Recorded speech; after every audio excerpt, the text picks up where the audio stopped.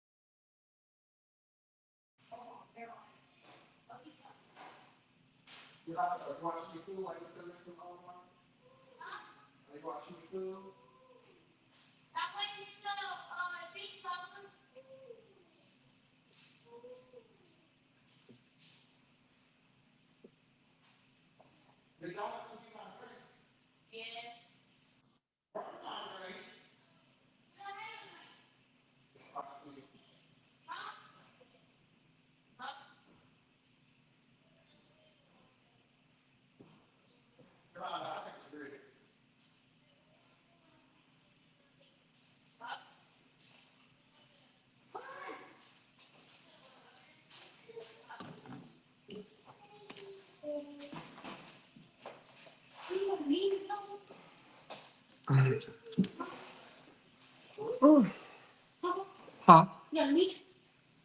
Yeah, I'm in a meeting. Dallas, go upstairs, honey. Okay, you're not gonna have the chance.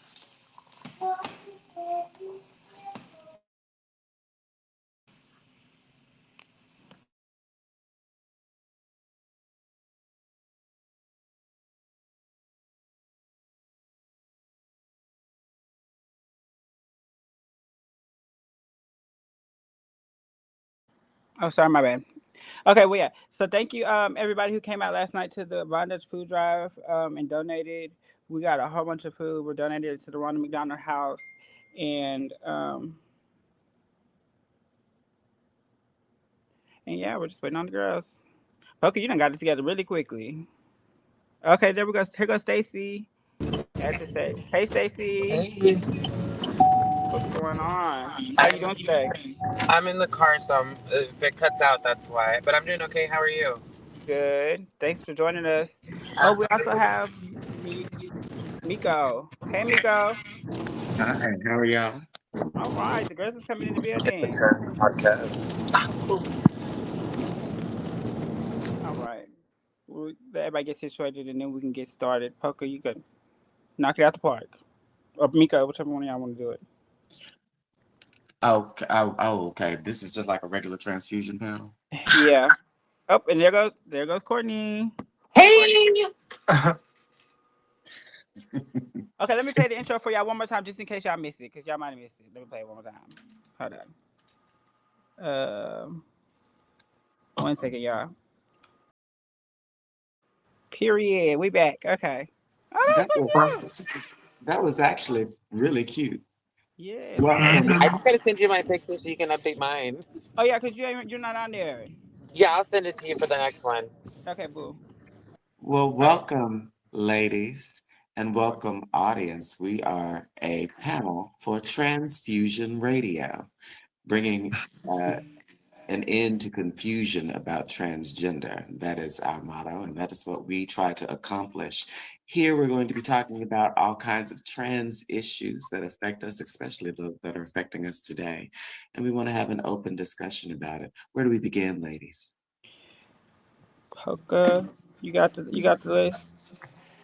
Okay, so we are beginning. Hold on, open it back up.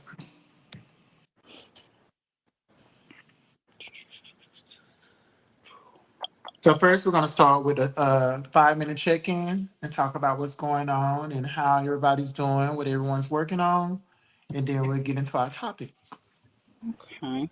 Well, I guess I can start off. Hey everybody, I'm Chloe. Today I'm doing better than yesterday. Uh,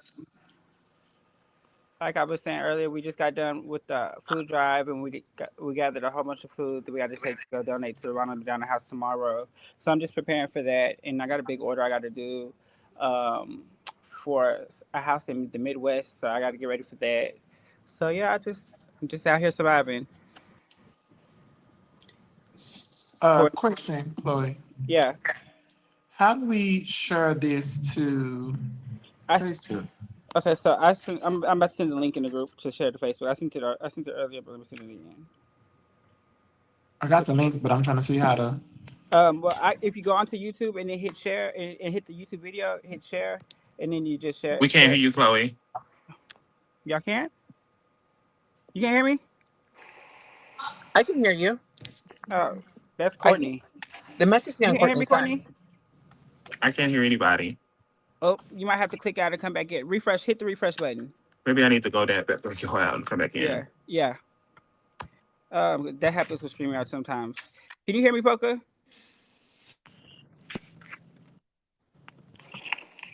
Poker.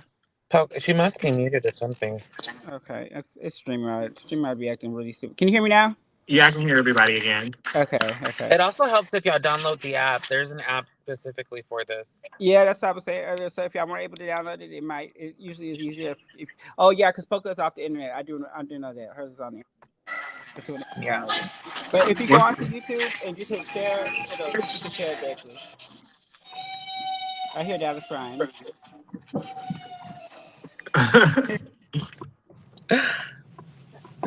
Okay, Courtney, how you doing today? Go ahead. You can go next. Girl? I'm making it. Making it? Okay. um, Getting ready to go to work in a couple of hours. Just trying to mentally prepare myself for the next minute. Another day. Yeah. What about you, Stacy? I'm doing good. I actually just left from It's been a long day. I sent it over to you on the chat earlier today. I went over to go support a trans woman that was at her asylum hearing. Mm-hmm. We were expecting her to be taken by ICE today, but she wasn't. She got a continuance. So we have until March now to be able to prepare her case for asylum. So yeah, got to do that today. It's been exhausting. I'm finally headed home. So Awesome, awesome. That's cool. What about you, Mika? What's going on with you? Anything new? Well, other than last night, me, Lachey, and Alana gathered together to just powwow about some different angles and aspects of the show, and some of the topics maybe that we could bring up, or maybe the kind of structure and stuff. And one of the main topics we discussed last night was the varying opinions on the new situation with this new trans woman in Gold's Gym, this young trans woman in Gold's Gym, and how that's affecting us and how that makes us look. So we were just kind of throwing around some new topics, which at some point tonight I would like to get your opinions on. Awesome. Most Mm. definitely. Damn, Poker just dropped. Just finna ask her what about her. So let me go download the Uh, app. yeah, she got to download the app. Well, okay, I guess I can push this on because I think I know what we're talking about next. Okay, so let's see. Let's get this together. Let me see. Okay, so on the list of things that she has, um, it was Stream okay. card. So what TDOR really is? Does anybody know what TDOR stands for? What it was created for? Isn't it Trans Day of Remembrance? Yeah, yeah. Do you know what it was actually like created for? By chance Uh, I assume it is because to I remember the trans. remember when we first started Transfusion, Mm-hmm. um, about a month in, the whole Malaysia Booker thing happened. Mm-hmm. And I know we got much more invested around the Trans Day of Remembrance around then, because shortly after she was killed, there was a slew of Black trans women being killed. Day after Right. day, week after week, day after day. And so that's when I first became aware of Trans Day of Remembrance and understanding that it was a day to remember all the trans women who have died, uh, uh, and whose names are forgotten, and say their names. I was also in a Hello? play. Yeah, Hello. we're I here. was also in a play that was about Trans Day of Remembrance, that was about mentioning all of these ladies' names who were killed and who lost their lives to senseless violence. Poker, you there? Yes, you can hear me? Yeah, we can hear you now. Yes. Okay, Um, yeah, I'm here. it's your turn. Check in and tell us what today is actually meaning, or what it means, and why it was started and stuff like that. Okay, I am good. I can't complain. I am preparing for my birthday, which I'm really, for some strange reason, I'm not as excited about. My birthday is Sunday. Um, Life is interesting. Um, yeah. So, but other than that, everything's good. I'm blessed by the best. So Okay. I'm not doing no complaining. Trans Day of Remembrance, Transgender Day of Remembrance. I've been knowing about it for a while. This National Day, and to me, it's about remembering those trans individuals that life was taken from us. Hmm. And it was kind of getting a little frustrated because I know, Chloe, you had did a picture for me, and I had to put a couple of my friends, my sisters on there who life wasn't taken and just died, but that just was close to my heart. Hmm. It's kind of a remembrance wall for me. And I noticed a lot of people started posting the picture, and I was just like, well, no, that's not exactly what Trans Day of Remembrance is, because some of those girls died from natural causes, and their life wasn't taken. So I think people just be going and posting things, and they're not really doing a background on what today means. So that's pretty much what it means to me. Well, that's what it really means Yeah. to So the girls that we lost to violence, like yeah, Malaysia Booker, yeah, uh, and so many others. right. Okay. yeah. And to add a little bit of like historical context of how it started, it actually started back in 1998. with the murder of Rita Hester, who was also a Black trans woman. She was murdered in Massachusetts. And due to the lack of media representation, the lack of just awareness around what was happening, that that's how it started. Trans Day of Remembrance was started because of Rita Hester in Massachusetts. Gwendolyn Ann Smith, I believe, was the activist who started the first ever Trans Day of Remembrance. After that, it just became a yearly thing that continued to happen, and eventually it grew to the masses and became a global thing where it's observed now globally as well. Mhm. Wow.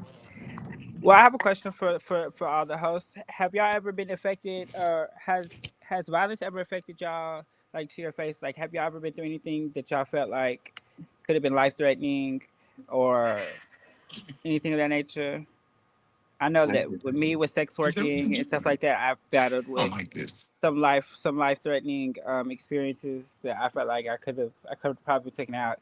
Thank God I wasn't, but I think that that's important to speak on the things that we've been through as far as like violence goes. I Anybody? I was had I I was had met. affected. Go Oh, ahead. oh, you go Go ahead. ahead.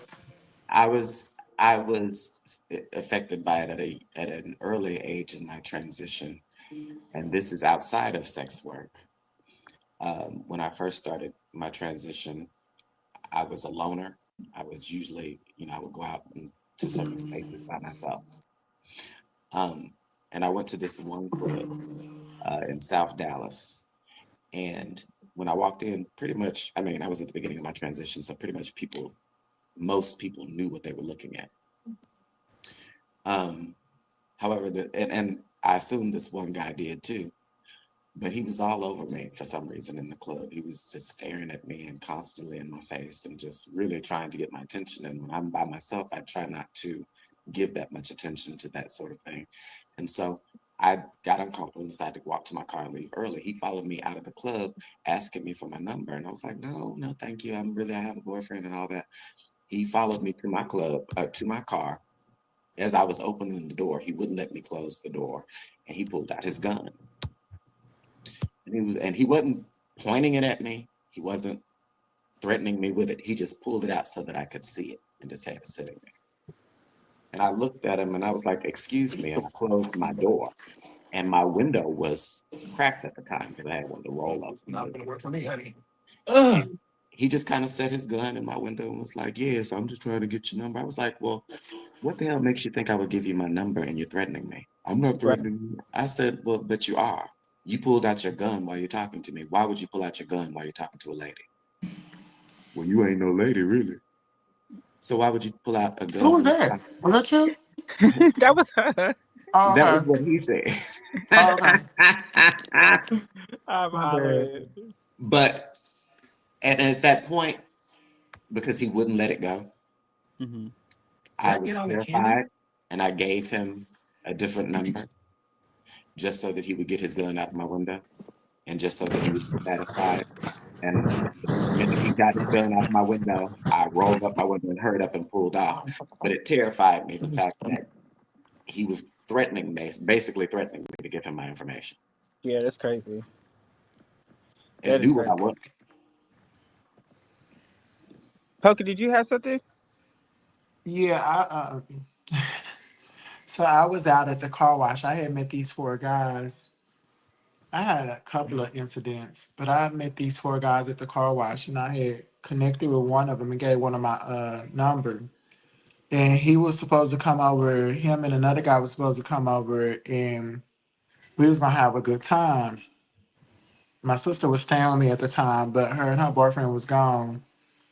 And we had came over, but instead of two coming over, all four of the guys came over. So I was like, okay, cool.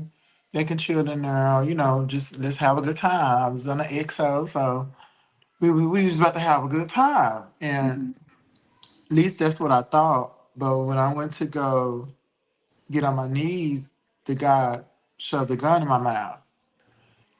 And when he shoved the gun in my mouth, they started robbing me and tearing my house up and stuff.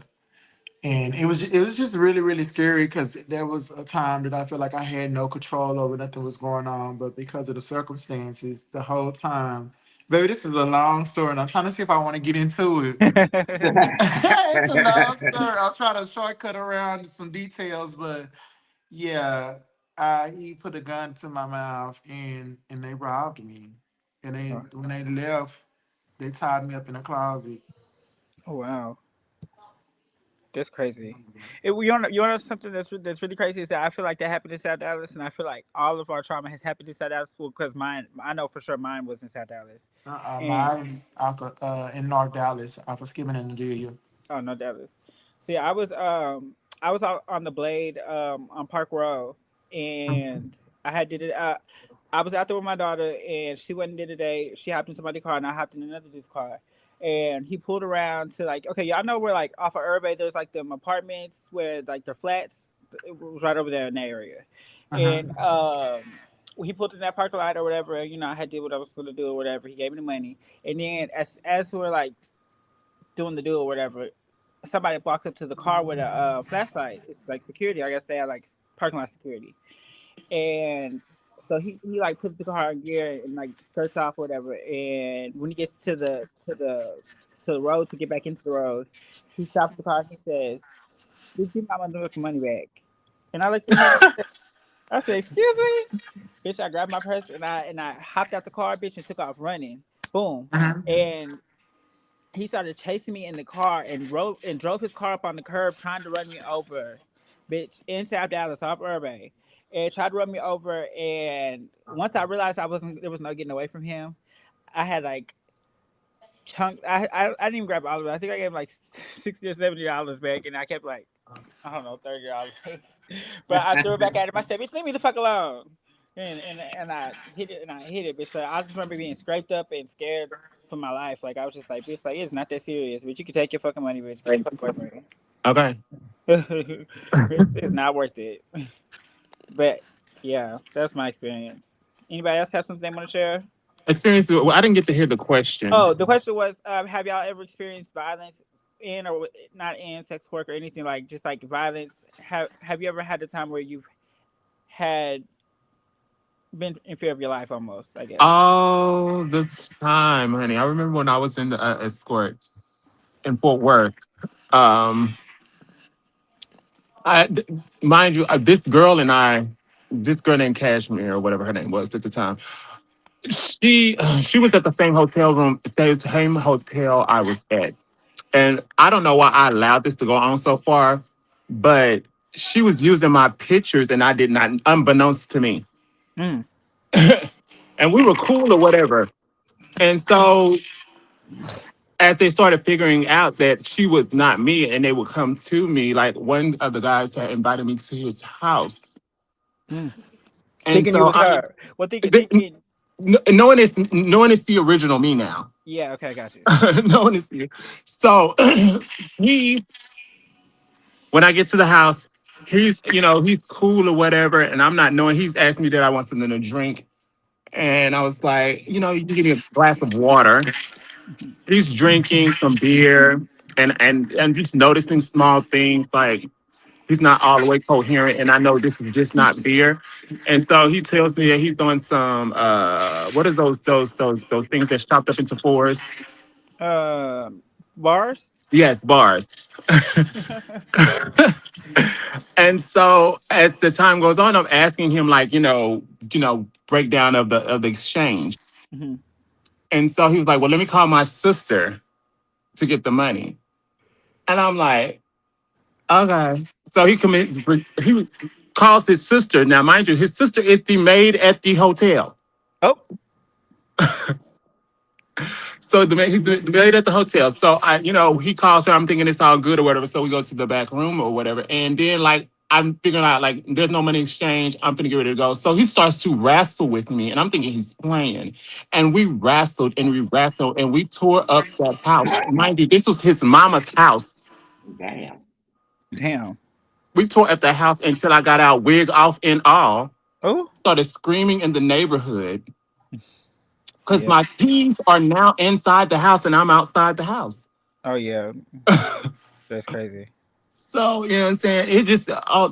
It's that line of work was very like Dangerous. They're very dangerous, especially when you're out there by yourself Hmm. in a place that you don't know of. So yeah, I've always been fear of even now. Just walking up in Pleasant Grove, child, it's dangerous. Hmm. It's I kind agree. of crazy how all of our stories kind of sound, Similar. yeah, similar. How it started off with they're trying to convince us that they know them and they cool, and it just goes from there to them us being under attack, and just kind of like thinking of like as we say the different girls' name whose life was taken from us, Hmm. and just trying to even imagine what their last minutes was like. Can I It's can I scary. can I also ask, because today is, I mean, because we are talking about Trans Day of Remembrance, and there is a girl, I think her name was Lala or Girl, something. la la. Girl, Yeah. Yeah, Lala, who just recently passed. And the story, from what I understand, is that this was a man that she was actually involved in a relationship with, Her lover. and and she was trying to, I don't know if she's trying to break it off or what was happening, but he essentially was upset that he had come out of the closet for her and was in love with her, and she was the first one and all that, and he didn't want to let her go or something to that effect, Yeah. and ended up killing her. Yep. How do you think even nowadays relationships That's are not becoming love. too dangerous for trans people? I agree. I agree. That situation was actually crazy because if you, I follow Girl La La, and I don't know if y'all are like she's a social media influencer, and she was very adamant about like she posted a lot about her relationship. She actually called him the wig snatcher because he used to snatch her wig off. Like he Oh, used to be on live and stuff like that. And so like there's a video that I was watching the other day where she was it's like a little skit that they do on TikTok where I'm girl. So he was saying what he would say if he was her. He was like, "I'm girl, la la," and I like to get my hair done every day. And then she would come on the camera. She would be like, "I'm wig snatcher," and I don't like seeing my girl with her wig on. Or it was like a back and forth type skit that they was doing, but they was basically talking about each other, but putting themselves in each other's shoes, mm, and it just I could see like her slowly. She was telling us without telling us like, bitch, I need out. Like she was like asking for people to like get her out of this situation because she knew it was toxic and um nobody listened. Not in time, I guess. It's crazy. but how do you help someone? And here's my thing: I would, when the regular onlooker is watching, Mhm. and you see, because this has also happened in cisgender couples influences where they get into it on live and they get into it on camera. That happened where the couple end up, the dude end up killing his wife on live because they got into it, and you know what I'm saying. When you have these kind of toxic relationships, how do you come and Right. rescue that person? Because lots of abused people tend to run back to their abusers, Yeah. tend to uh, find ways of justifying what their abusers do. How do you save someone like that from an abuser? Because they're not ready to be saved. I feel like that today, even in my relationship now, like I'm kind of in the space where I'm like at it wit's end. Like I really want to be done with it, but then it's so hard to like just like cut ties and just be done. Not saying that I feel like I'm something happened to me. I'm not saying that, but I'm saying like it's just hard. It's hard to let go of something that I feel like I have became accustomed to, or like I'm just wrapped up. I feel like I'm wrapped up. And how would you take to one of the girls coming to you and saying, "Girl, let me get you out of this. You ain't no, you know what I'm saying? This ain't good for you. You need to get away from this. Let me get you out of this."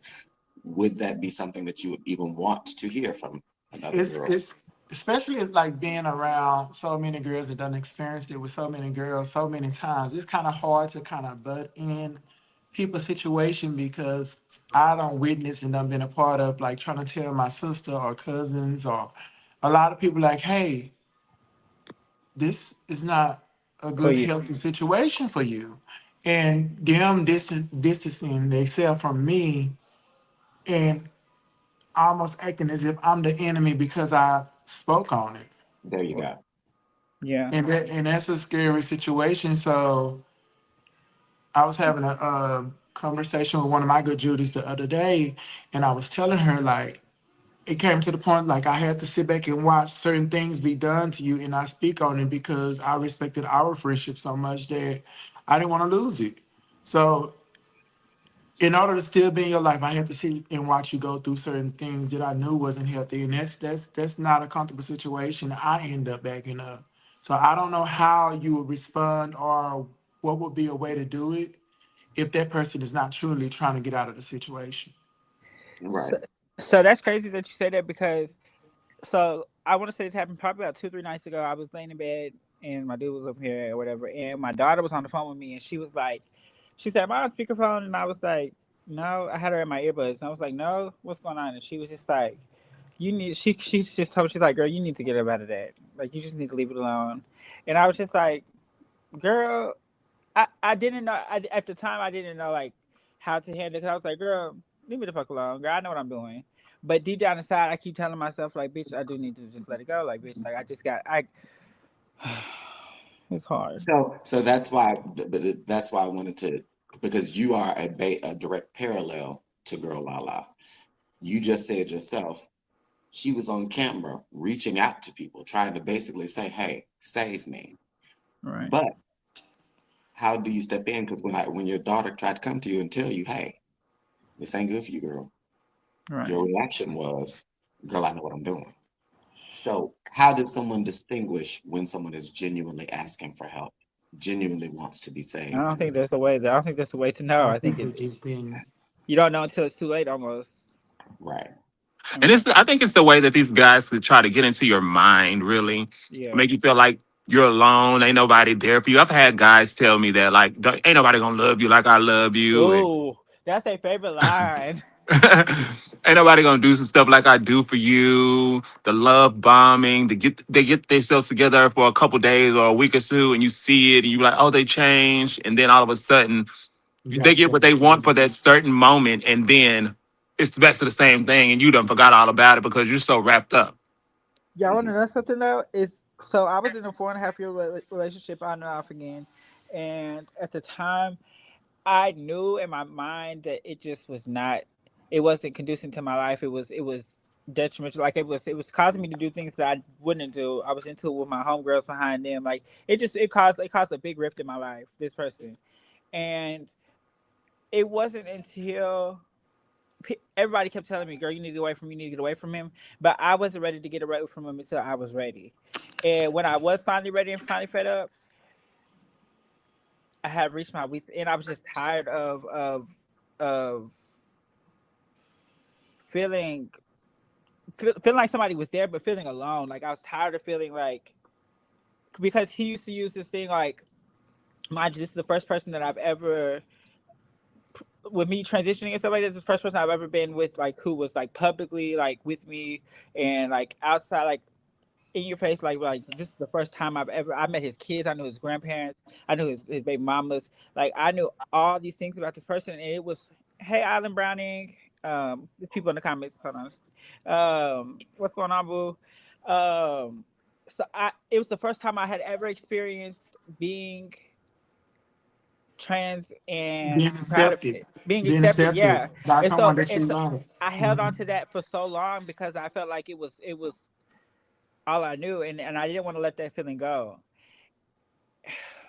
Yeah, I didn't want to let that feeling go. I definitely get exactly what you want. Finally, like being a trans woman, going through transitioning, probably being neglected by your family or friendships, losing friends behind transitioning your identity, and then finally connecting with someone that you feel like get it or accepts you for who you are, that's willing to love you publicly and love you out loud. That's definitely a feeling, and I think a lot of guys that are trans attracted prey on them type of trans women because they know that we feel lonely sometimes. We Mhm. are not accepted. They just prey on our weaknesses, and it's sad, but I don't know how we as trans women can get past it because it's so much trauma and so much need of completion and need of just someone to be in our corner that we almost be willing to deal and put up and Anything. settle for any damn thing. And Mm. that's scary. Not all trans women, but majority of us A lot are of like that that. comes from because when we start transitioning, we start from a man place of trying to get to a woman's place. So our self esteem isn't at the top already. And what these relationships tend to do is falsely feed our self esteem. We see this man who is accepting us, even though it's really more 9 times out of 10 just out of a lustful, keeping us to himself kind of a fantasy fetish sort of a thing. Hate But that. because it's us he's accepted, we somehow it kind of lifts our self-esteem to say, oh, a man is accepting me as a woman.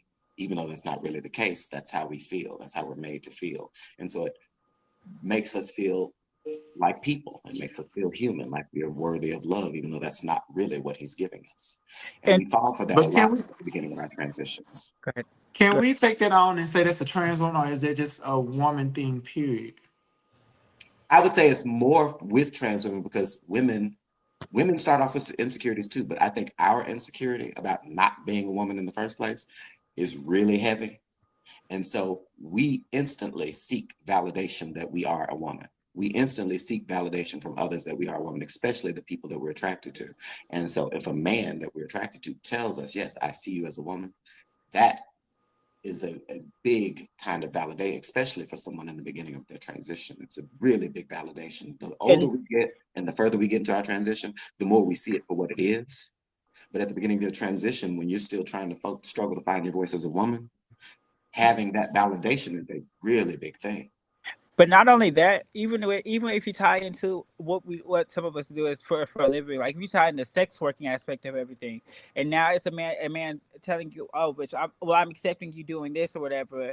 You know what I'm saying? But they're doing it for financial gain because they want what's at the end of the motherfucking rainbow. At the end of the day, like, you know what I'm saying? Like, bitch, like, and they use that to try to parents, but ain't nobody else gonna want to be with no prostitute.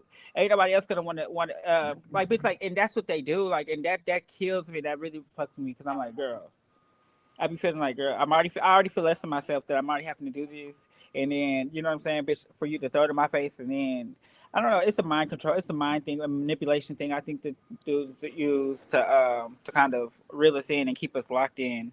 No shade. You know what my professional grandfather told me? He was like, the reason why you come in contact with those type of men is because it's the type of environment you have created and conditioned yourself to feel like are safe environments. True. And You I better didn't say understand. that. I didn't understand what he was saying at first, but he was like, and I was like, I said, pops, I said, I'm still. He was like, why are you still singing? And I was like, I don't know. He said, because you got everything. And I said, let me ask you, as a man, why do you think I'm still single? And he was like, let me think about it. He said it took him about 15 minutes. We changed the subject and he came back around. He was just like, you work so hard on yourself, the type of man, you work so hard building yourself up to be the woman that you are today, that the type of man you're used to being attracted to and the type of man that you keep around you and the type of man you go and look out for dates and all that type of stuff is not appealing to you anymore. And the type of woman you are, you intimidate those type of men because they can't have mind control of you and control your every move, and you don't have really a need for them like they need you to need them so that they can do the stuff you do. So he was like, we need to start searching around in like different pools, like maybe go I've for heard me that in before. a doctor's office Fishing in or different ponds. They say it's called yeah, fishing in in different different parts. ponds. Because I mean, it different, but at the end of the day, it still seems like no matter where you search for men, either you're gonna be fetishized, men gonna be fetishizing you, or, and I don't want to seem like a poor, bitter black trans woman that don't that I don't want to sound like that, but it's just sad because where are the men at? Like that really are open. I mean, it just. But then when I we would say they would. I would say they in prison, child. But because I spent so much Uh-uh. time in there. But that's Uh-uh. settling for something else too. Okay, There Girl, are exactly. Because no some ma'am. No they I treat can't. you ma'am. so well. I spent almost 16 years out of my adult life in prison, and the insecurities that we talk about here about trying to find ourselves as being a woman, them men in there think that we are the women. Yes, But God. here's the Just because they problem with ain't that. got nothing Here's else, the, girl, right. that's the only thing. That's that's that's crabs in a barrel, baby. If you are stuck in one place, if you are stuck with a bunch of men on an island and Mm-hmm. ain't no other woman to be found, you You're are the crap going of the to be the crop. woman. You are going to be the woman because they are woman deprived. So now anything feminine they see is going to become the woman. If you let any of those men out in the world to experience it, they'll turn around and look at you completely different.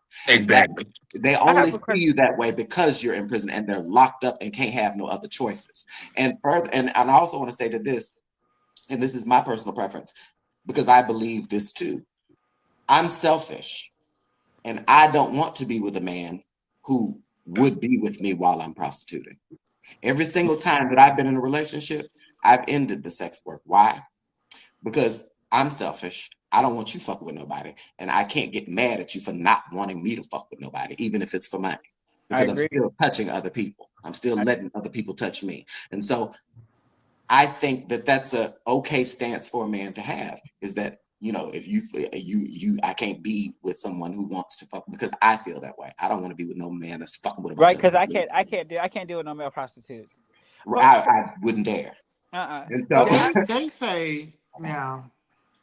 I think it's crazy, but they say a lot of times the men that openly date trans women have a mental illness. what? For what? Oh, so wait a minute, hold on. Okay. Okay, that's what I heard. I heard somebody say that, and I'm just like, what do you mean by that? They said they a lot of insecurities that Uh, they deal with, and I think when they become too public with their with the fact that they are attracted to trans women, it begins bad. That's how we get back. I'm trying to wheel us back to the conversation that we supposed to be having because we done yeah. got on men, and Sorry. this is not a show about love. So I'm trying to take us back on topic, but yeah, but I heard somebody breaking, and I was just kind of like, but then I started looking at like the men that I be coming to. I'm like, it's always something wrong with them or something. They ain't financially stable, or they financially stable and want to be in a closet, or They just it cooked up just this get too upside the much. head. Well, I had a It, question for you, Poker. So, how do you balance being a mother because you have 4 kids and having a love life? Do you introduce your kids to your link ups? Like, do they meet them or no? No. I'm on the DL. My You're kids on the think I'm DL. saved. yes, man. Come This on, your be on the okay. D. They, This your I grandpappy. only hook up when they're not around. There you go. I'm Go. just Get away. very mindful. And my number one goal as a parent is to protect my babies and not. And even though I'm trans, I live a normal life, Mhm. and I am mindful when I'm dating guys and stuff. I'm a fun girl. I like to have fun. I'm not looking for nothing to. I'm not gonna say I'm not looking for nothing to be committed to right now, or no one to be. I'm not willing to be committed to no one. But the type of guys that I'm dating are only good times, and I think I'm being protective of me, so Hmm. that I don't get too tired of with them guys, and so that I'm keeping focus on what's my main priority, which is raising those kids. So I don't let them meet anybody I'm sleeping with. Period. Mm-mm. I agree with that. Well, what's our next topic, Poker? You got what was on the next on the agenda? Yes. I wanted to talk Oh, about go ahead. something because again, we're doing trans current events as well, are we not? Yeah. Right. So I also wanted to talk about, give our perspective on what's happening with Gold Gym. What do you think about that? I haven't heard about that. So can you explain to us what took place? Because I wasn't aware. Okay, so there's two parts to this because I see both sides. There was I suppose, a trans person, which I guess they have confirmed that they're a trans person because they went on TMZ. Um, this trans person that went into a woman's locker room. Make this distinction, not a woman's restroom. Wait, was he wearing Um, pink? He was wearing pink heels. no, Okay, no, different he person. was Okay. he was, and it was a woman's locker room, not a woman's restroom. So in this Okay. locker room, there were women showering and getting undressed and stuff like that. So he goes in there, and if I show y'all a picture of what He said he. I'm sorry, Oh. she goes in there. Sorry, I'm sorry. She goes in there, but she definitely looked like a he when she went in. She went in Clearly. there just plain boy clothes, no, not made up, just her regular little boy haircut, just kind of went in there. And I think she went in there and shaved her face. But anyway, whatever the case was, her was untucked, right? Or something, and somehow a penis was seen. Oh wow. Well, this black stud, now Come mind you, on. this black stud, lesbian chick, sounds, looks, and kind of acts like a man. But she runs out of there going off on Gold's Gym. There's a man with a penis in the women's restroom, in the women's locker room, and there should not be penises. I shouldn't have to be around no penis and penis and penis and penis.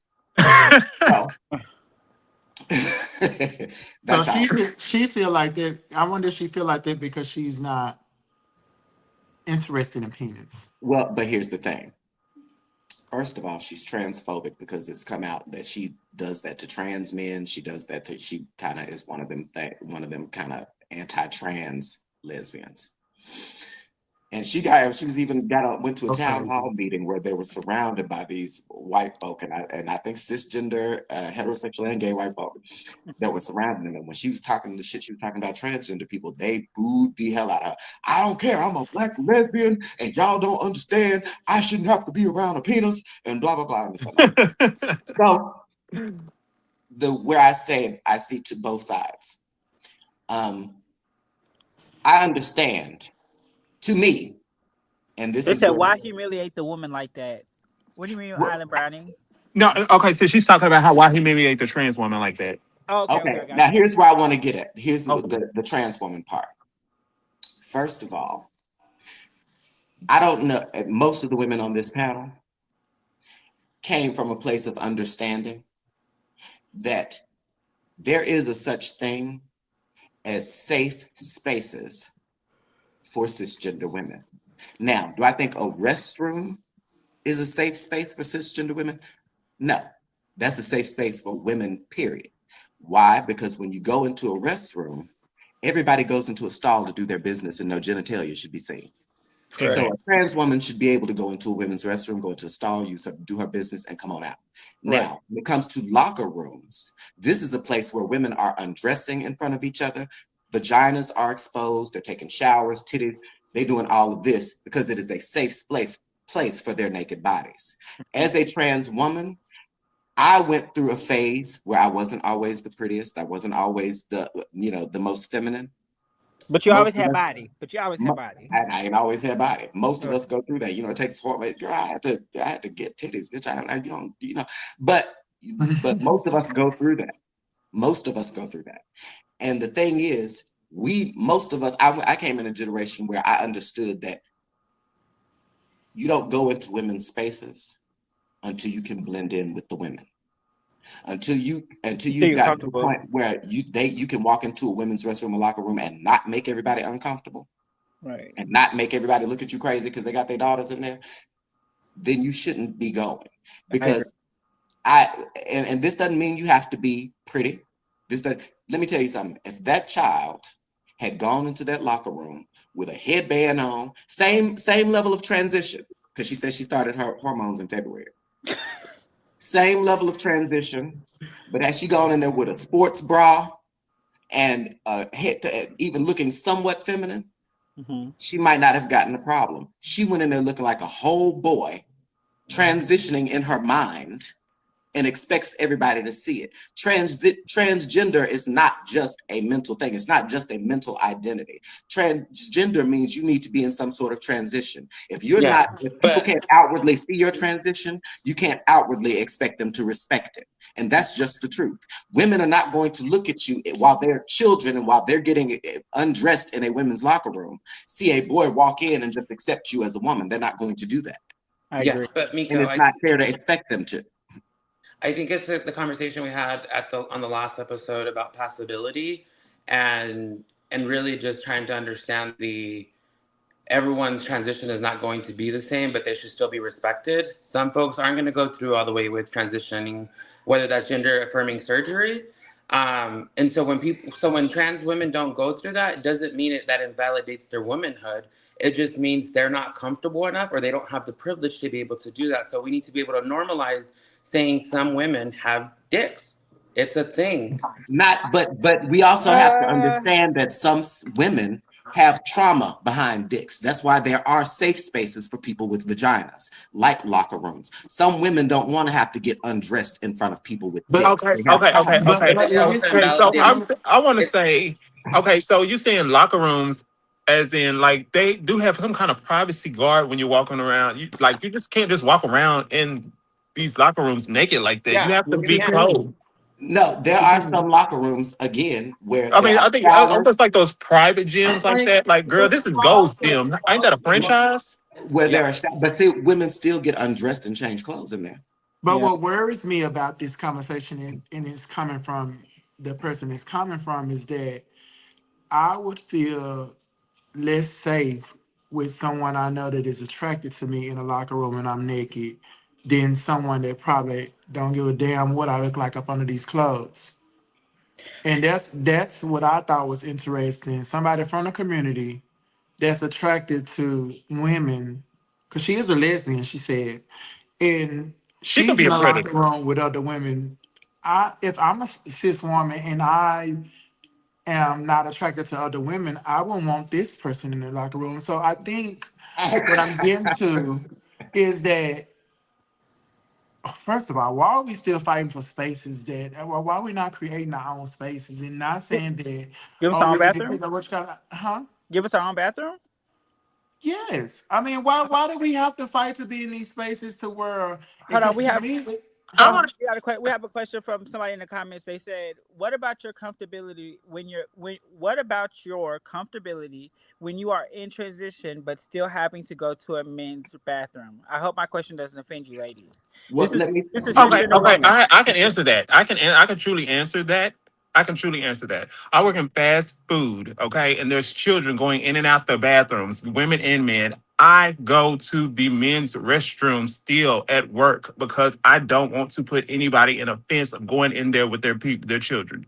I still go to the men's restroom at work, and I know it kind of makes me feel uncomfortable that I have to sometimes wait till the store closes to go to the restroom, but I still go to the men's restroom because I don't want the other people to feel uncomfortable around me.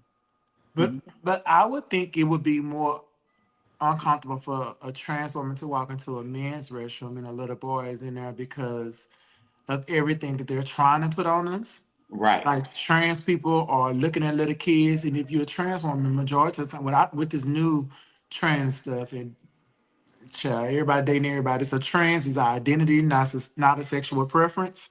So I just don't feel like it should be a trans woman should be going into the men's restroom. I Now, don't on the either. flip side, I am a parent and I Mm. have girls.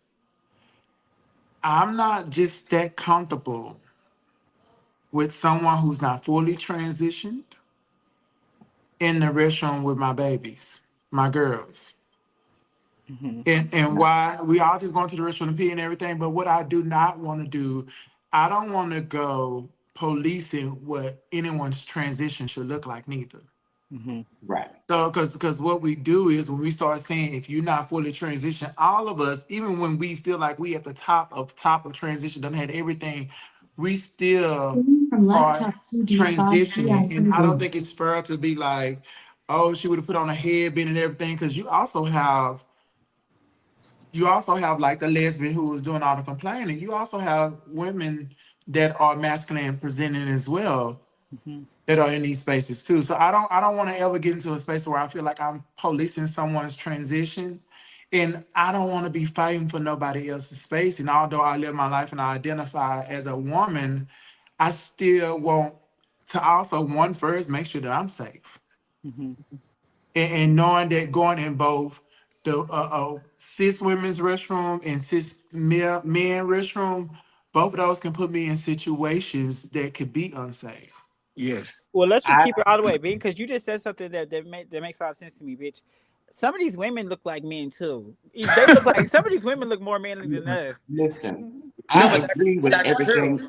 I agree with And what then they're saying, and I agree with what Stacy said. So That transition can look any kind of way, and we need to normalize. But again, this is basically boiling down to a lot. Because again, I've never felt uncomfortable going into a women's restroom. That is my preferred restroom, and why? Because again, nobody has to ever know what's between anybody's legs in a women's restroom. Everybody goes into a stall Right. and comes out. And we're talking about a dressing room where women are undressing in front of each other. There is a big difference. And so even if these are lesbians in here, stud lesbians, because let me tell you something, this thing looked and sounded just like a dude. You could tell she was a woman. You could tell she was a woman, but looked and sounded just like a dude. Mm-hmm. All I'm saying is, as trans women, to be respectful of a safe place for vaginas, the least we can do, the very least we can do, is to hide the one thing that points to us as definitely male. I When you agree. go into a women's locker room, the least you can do, the very least you can do, Huh. even if you are at the very beginning of your transition, is hide your dick. It's not Now, that big of a thing. where was why the don't the guy that trans men? Why don't the trans men have this issue? Why don't we hear about the trans men going into men's Because bathroom? because No, And they trans men follow the patriarchy. Let me tell you something. The that is patriarchy not true. loves masculinity and hates femininity. So any woman who aspires to masculinity, she's all good in their book. Any man that aspires to femininity is weakness. That's why we are a problem and they're not.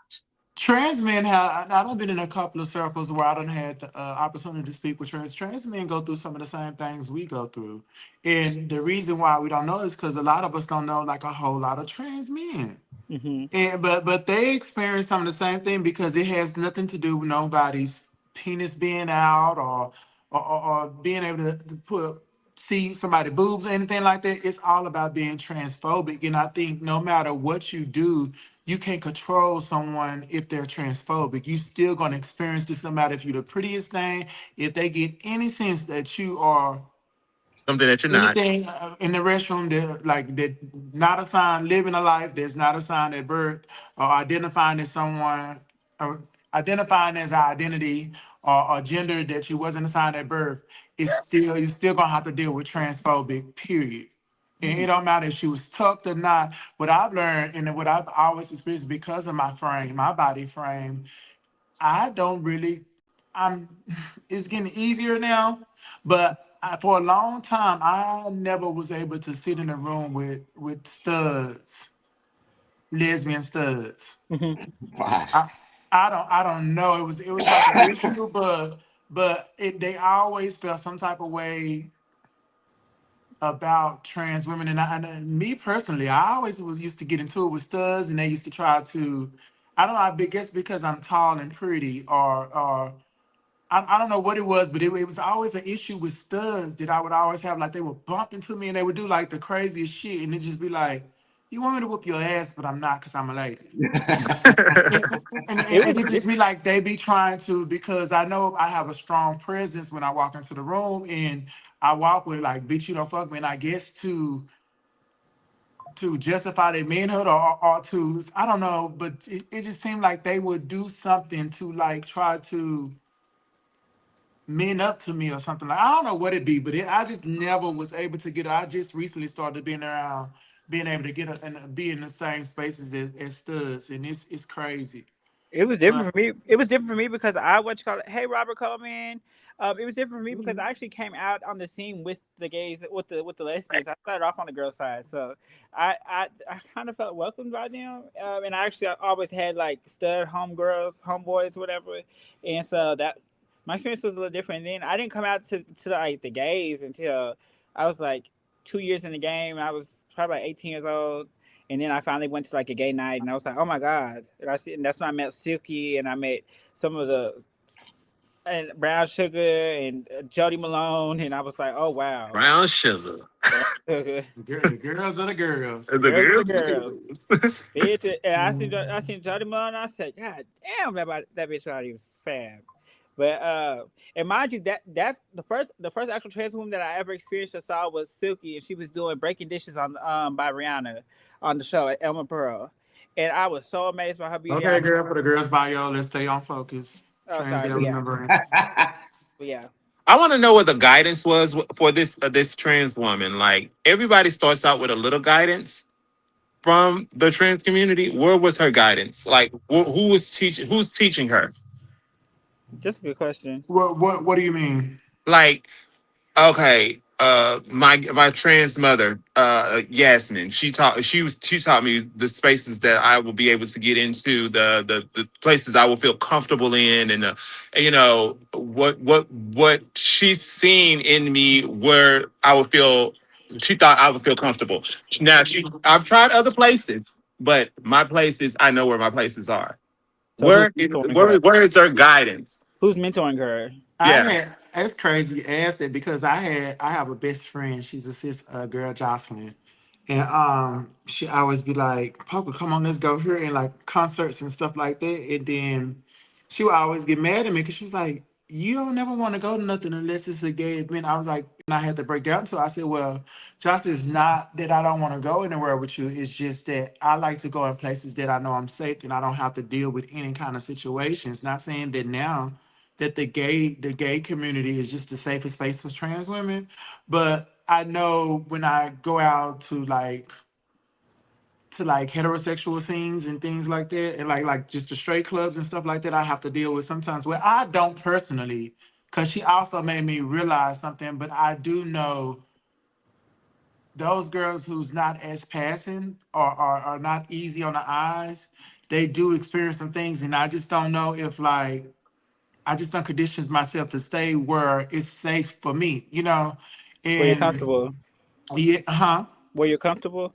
Yeah, where I'm comfortable, where I know it's safe, and I don't have to deal with like discrimination, hate, and be around people that's transphobic or just anything that makes me uncomfortable. I try not to go to those places, but she was just like, Poker, it's in your head. And I don't think she really, really gets like how you can just be existing and because of somebody else's insecurities or the way people feel can potentially put you in danger. And I How think a lot of dangerous it those is. girls, yeah, it Dangerous. can put you just by existing, not even messing with people. And it's just I don't think it connect to her, but I had to really break it down to her. Like, girl, like some of those spaces like right be welcome. Like even in church, I told her her mom's a pastor.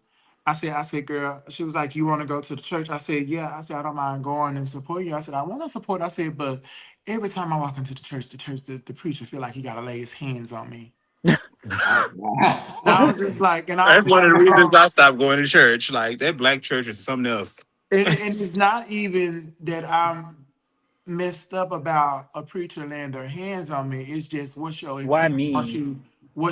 once you lay your hands on me. Are you trying to Pray the gay out of me? pray something out of me, or what is your intent? Like, what is your intentions when you put your hands on me? Yeah. Because everybody that prayed for you ain't always praying for the good, you know. Mhm, And some mhm. you just don't know him, baby. Like it's too much going on in life for you to be playing with me like that. And I'm a child of God, just like you are. Right. And I don't want you praying over me if you're not praying the way I need you to pray over me. So, And I said, okay. I said, girl, but I'm gonna try. I said, let's go. So as her mother's up there preaching, they calling people to the front. Everybody needs prayer, but she's steady saying it, and I'm tapping Jocelyn on the shoulder as her mama looking around the room, but keep locking eyes with me, hoping I get up and come get prayer. So she stops. So she stops and say, I know you didn't get up, but baby, come up here so I can pray over you. I Oh, said, no, I will she Oh, not. didn't. she said that. I said, I No, will not. oh, uh-uh. I said, no, no, ma'am, thank you. And she mhm. said, no, it's okay. You don't have to be ashamed. Come up here. No, ma'am, I will not. No, I man, don't need your and I hands see right on. there, but I was so embarrassed because I felt like in that moment she made me unsafe. Because one, You're you pointing know the me finger, ma'am. personally, and you was Right, going to use a public situation to do your intent was wrong, and it just made me feel right. unsafe. And I was just, and she cried when she got out. She's like, "Poker, you said that," and I didn't know there was just. I said, "Yeah, that's why I don't go back." I said because I don't know what people intent is. I just don't want everybody praying on me, but I'm saying all that to say it's been the way I'm making it to 41 on Sunday. Sunday is because I've learned how to navigate and make sure I'm staying like I still have to go to grocery stores and I know we can't just box ourselves in and stay in spaces that's, that's for the community and stuff like that. I still have to exist in society, but I have learned how to navigate through those spaces. And I think what Courtney is asking is, who's teaching her how to navigate through these spaces and stuff? That's what you're saying, right, Courtney? Mm. Yeah, because that's Yeah. what I So was I fighting. just, but I don't think nobody. I learned that through living life. I don't think it was nobody that taught me that. I learned how, because my mama couldn't teach me that, and because my drag mother is just a showgirl, she didn't really go out in society. I had to learn it like while taking chances and just growing, and as I got older, like not trying to always be seen. And I was me and Chloe was in this group, and we talked to a couple. It was beautiful because you remember Auntie Donna and G Mama Sharon Grayson Yeah. was speaking, and they said the way that they was able to make it to 73 and 76 as trans women is by being almost invisible. Mm-hmm. Mm-hmm. And I think like why we're losing so many girls today It was so is visible. because we're trying to be so visible. Mm-hmm. And another thing that was brought out of that trans circles, trans sister circle, was also trying to stand up for everything and make it Knowing your so that we're battles. visible. Like we were fighting to be separate and to be accepted as trans women, but we also fighting to be included with cis women. Mm-hmm. And I think we're struggling with that, and that's why so many, because it's so much confusion. Then we got these binary spaces we're fighting for, but then we got non-binary people coming behind us saying we don't want none of those spaces. We want our own space. Right. And it's just the movement has just become so fucking confusing that I know for me, I don't even know what side I'm on because right now I'm just like, I don't just give me a restroom that one person can go in at a time. A Hello. family. Go to the family bathroom. And So to I. me, and to me, that is a symptom of this trans umbrella. Once they change the definition of what trans is to include everything and everybody that's questioning anything about their gender at all, now you don't have to be in transition to be transgender. As a matter of fact, we were just talking about this. Me, Niecy X, and Janelle Monáe sitting in a row. Three completely different people, but now all of a sudden, oh no, better yet, me, Saucy Santana, Uh, and Niecy X sitting all together.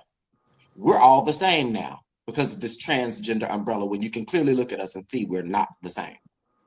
So that's the problem. Now people don't know what transgender is because it looks so many different damn ways, not just in transition, but now you don't even have to transition to be transgender.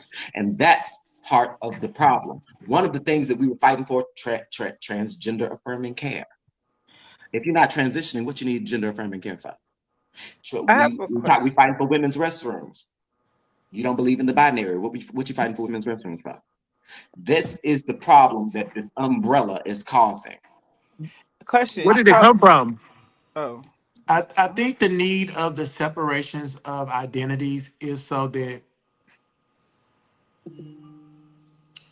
when it comes to resources and the needs, when it comes to like services, resources and things like that, and what the need of an individual needs is, they create those boxes. Let's just say if I'm a trans woman and you're a cis woman, certain things that you're going to need as a trans woman, you might not need as a what's called as a cis woman. So they create all these different labels so that one, they know how to treat you when you walk in the door when it comes to like healthcare and things like that.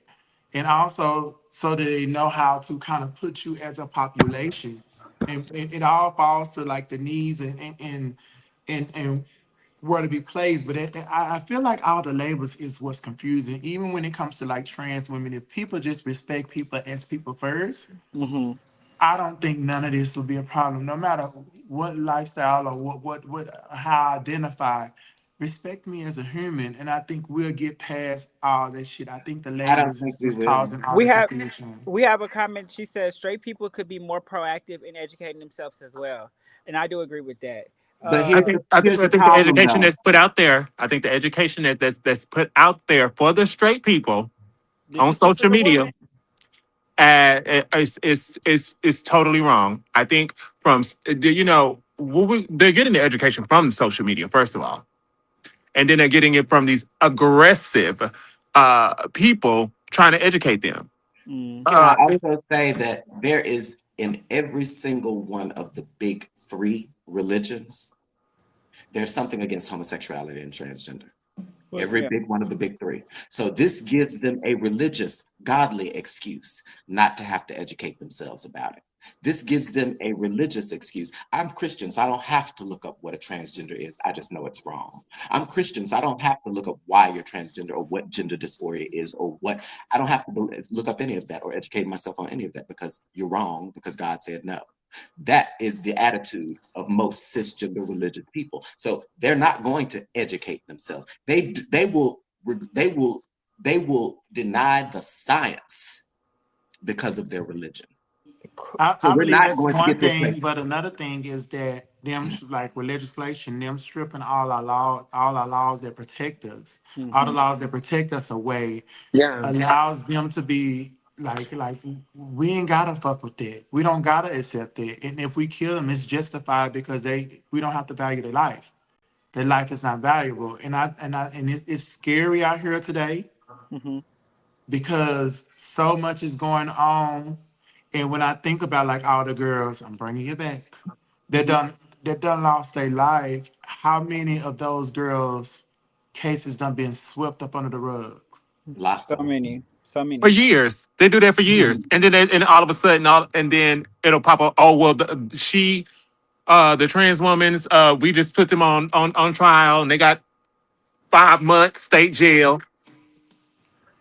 If they went to trial, if they didn't do it like they did Miss Nicole and just and chalked it up to her hanging herself from a tree with her dog's leash, like that happened.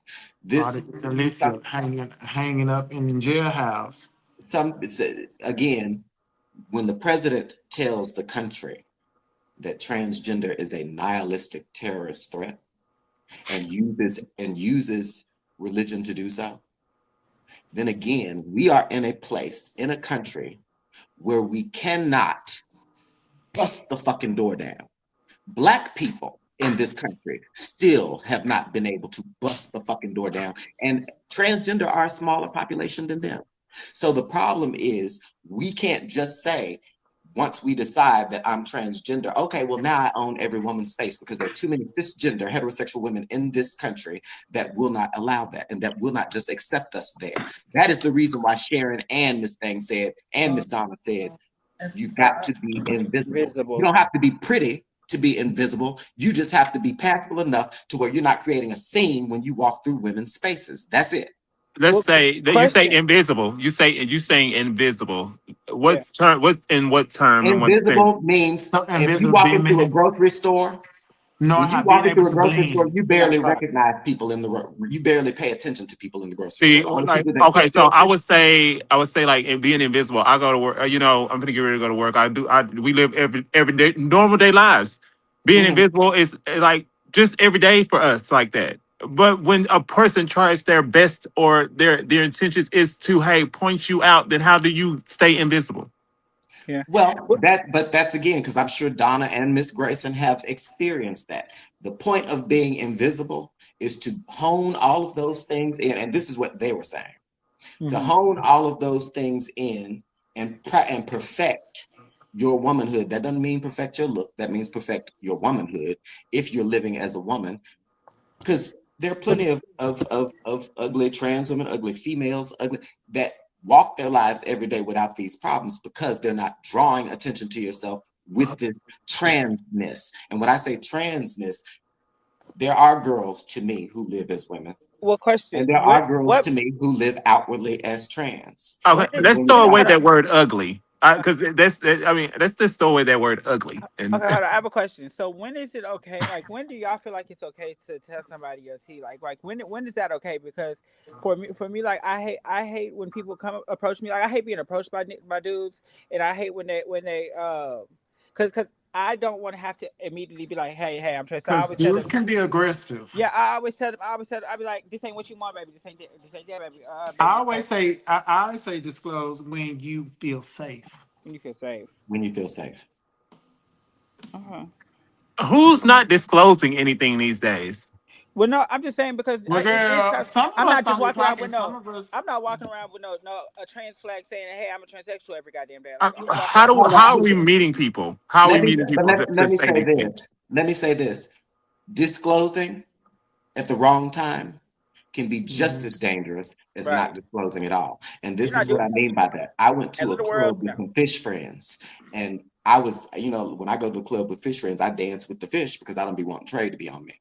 Hmm. Well, there was Trey standing at the end of the dance floor trying his best to get my attention, and I ignored the shit out of him. Well, he sent his cousin to come and ask me while I was ignoring him. And I told him, your cousin don't know I'm not a woman. He looked at me and said, oh, and went back and told his cousin. I'm Oh. still dancing with fish. And I look at him, tell his cousin, and I read his lips. He said, that's a man. Oh.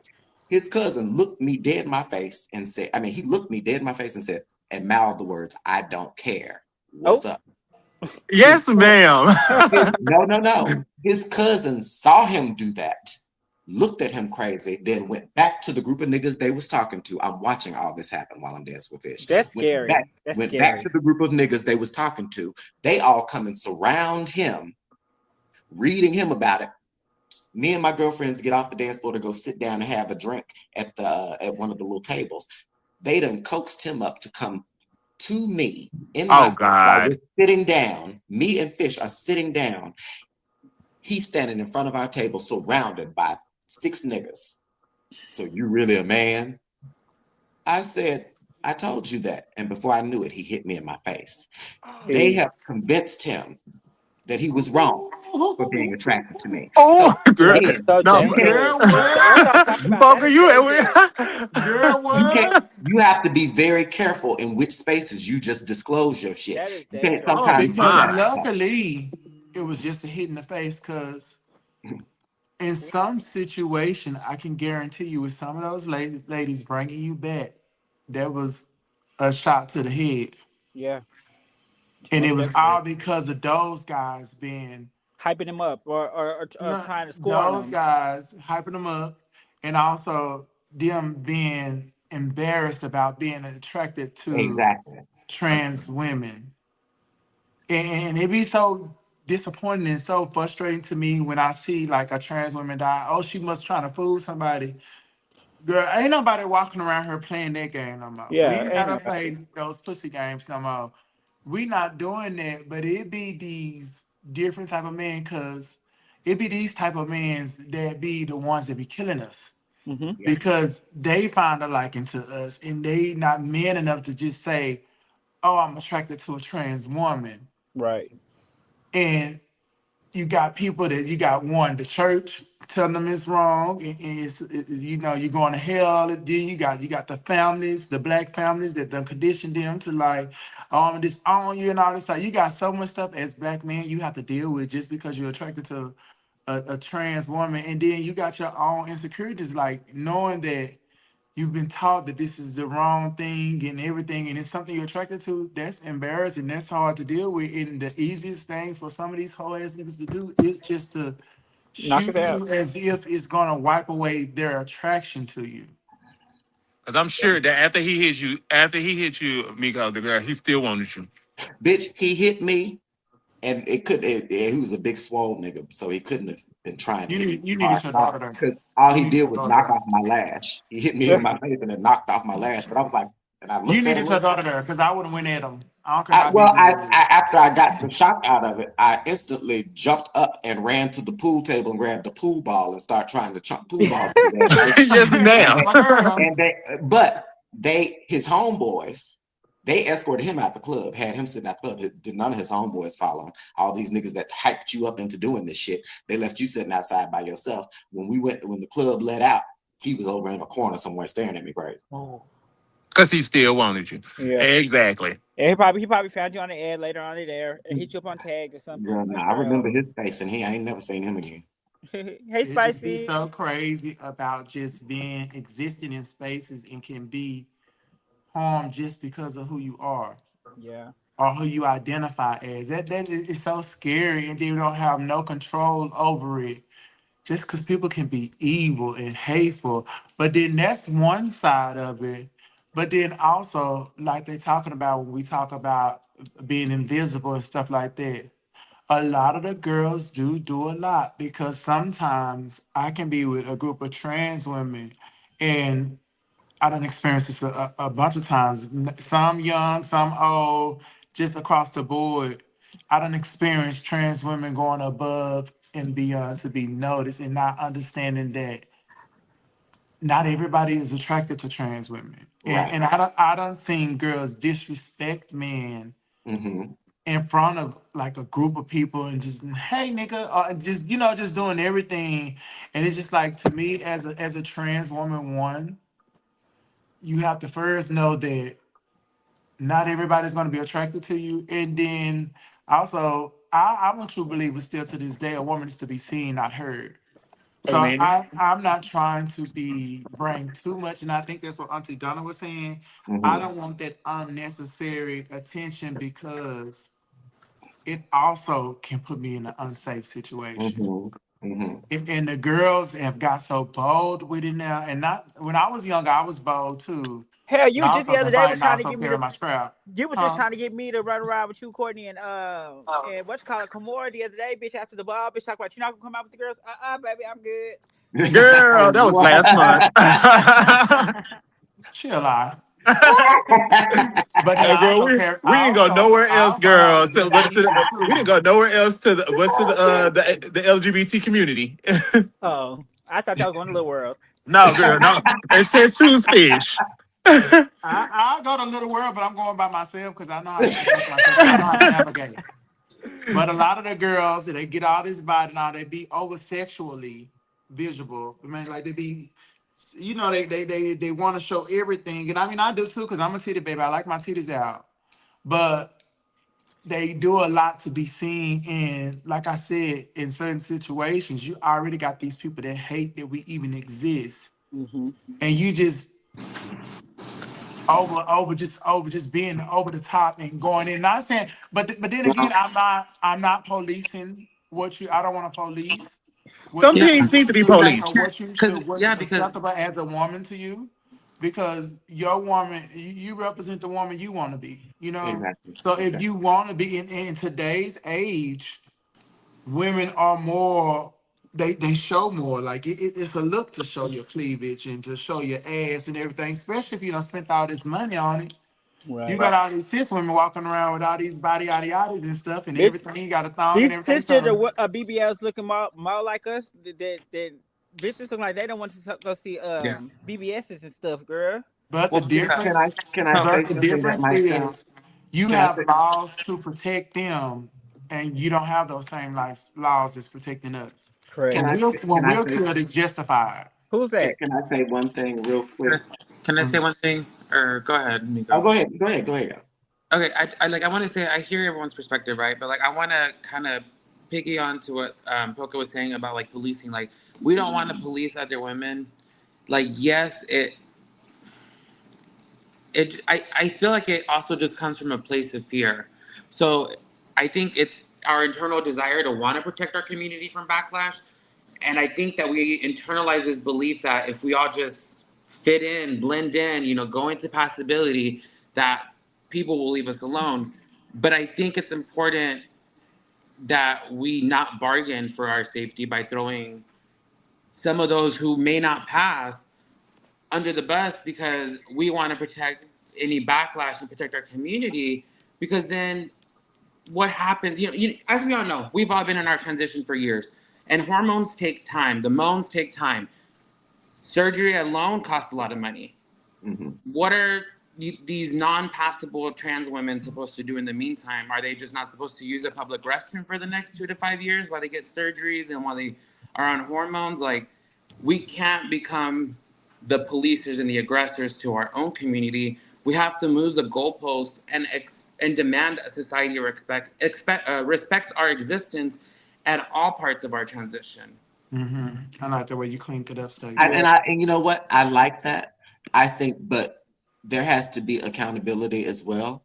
And once we decide that we're transitioning, and once we decide that trans woman is what we are, we don't then get the right to say, okay, well, now I have the right to disrespect everybody else just in favor of myself.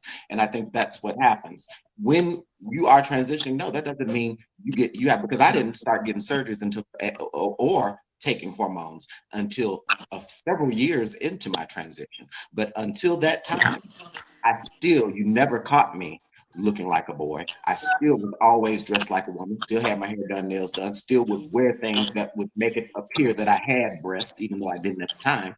And I did that because, again, I knew that I was a woman. I knew that naturally my look didn't fit into a woman's space. So if I wanted to be in a woman's space, I have to make myself look like them. Now, that's not to say that Because has you to be always been everybody. bitch.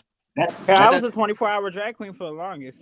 that Girl, doesn't because you But always been what bitch. I happens to met you the girl back that in the has early broad shoulders? 2000s, girl. You always hold been on. We bitch. also That have and the that's not to the say fish that and everybody feminine has to bodies. be. That's not to say that everybody has to be a certain level of passability. But what I am saying is, there were certain things that I knew. I knew that if I go into a women's restroom, even if I don't feel like putting on no makeup, I'm not going in there with a beard. Even if I don't feel like dressing or dressing completely feminine, I'm not going in there untucked. I don't want to go in there at the risk of showing anything male that's going to scare anybody off. Now, is that everybody's journey? No. And some people say, well, there's women with beards and there's women who fight and women who do this. Let me tell you something. I don't care what nobody says, It's not because fish. people look at, take for instance, baddies. You got a bunch of female cisgenders on there fighting each other, looking crazy. Then you go to the girls. You have a bunch of trans women on there, beautiful trans women, fighting each other and snatching each other's wigs off. What they're going to look at and say, when they look at the baddies, they're going to say, oh, these ghetto bitches, these are the. But when they look at the girls, all they're going to say is, see, Them niggas with wigs on. men acting like men. They don't care that, and that's society. They don't care that women do it too. That's true. They care how we're presenting it. And we can say we shouldn't care how society thinks about it at all, but the problem is what they think and their opinions Matters. ends up as legislation. It matters. It Yeah, ends well, up as legislation. and it ends up That's at why we're legislation having that, these talks. but it ends up at legislation that also attacks women because, as we know, on December 4th, SB 8 is going into effect, and it's already been deemed unconstitutional simply because if one of us were to experience harassment, let's say a cis woman experienced harassment, and she goes into the restroom, right? Because obviously it happens. Not all cis women look like women. Some of them got PCOS. So they got, they got polycystic ovary syndrome. So they got facial hair growing. If they try to sue, SB8 is already not, it's written into the bill itself that they cannot sue to get that bill, an injunction against the bill, how it's done to other bills. Now they've gotten, they keep making these bills harder every time to even try to fight them in federal court. So now we have this bill that's saying that we don't get the right to use the restroom that we want to use based off of our lived gender. And I think that when we start to do that again, we can't become the people who start to police our own community. We have to be able to say, hey, we have to demand that, we get the same sort of privilege and respect that all other passable trans women get. Because again, passing is a privilege, and it shouldn't be a prerequisite to say, I have to pass in order to be able to use a restroom, because not everyone has access to affordable healthcare, to anything to get them to those needs, or they don't feel safe enough transitioning completely in the environment that they're in. There could be so many reasons as to why someone's not passing, and I don't think that passing should determine whether they can or cannot use a restroom that they feel safe with, or that is their lived and experienced gendered. I don't think that. I don't think. Let me say this. I don't think you should have to be passing. I do think you should have to be respectful of where you're going. I So, understand that so a women kid with shouldn't be PCOS. walking up to you and say, "Mommy, who's that? What's that?" Hold on. I believe, that first of all, women with PCOS has existed for a long time. That's not a new thing. And the reason why they are being affected now is because of the many trans women that decided that once they became trans, they suddenly own the women's restroom, so they can go in there with their beards and they can go in there with untucked because I believe I'm a woman in my mind. And that's what has changed, and that's why they're starting to make laws, and it's starting to affect the women who do have these situations. So again, all I ask is that if we're going to be in women's spaces, to respect the women, respect the womanhood. That don't mean you have to be pretty. That don't always mean you have to be passable. It just means that you need to at least blend enough to not offend everybody you going in there to be around. And that I, includes tucking your dick. I can oh agree my with that. God. I can agree with that. I understand exactly what you're saying. And Well, I get it because for so long we have done everything. Us, when I say we, I'm talking about us as trans women have done everything to be able to exist normally in society.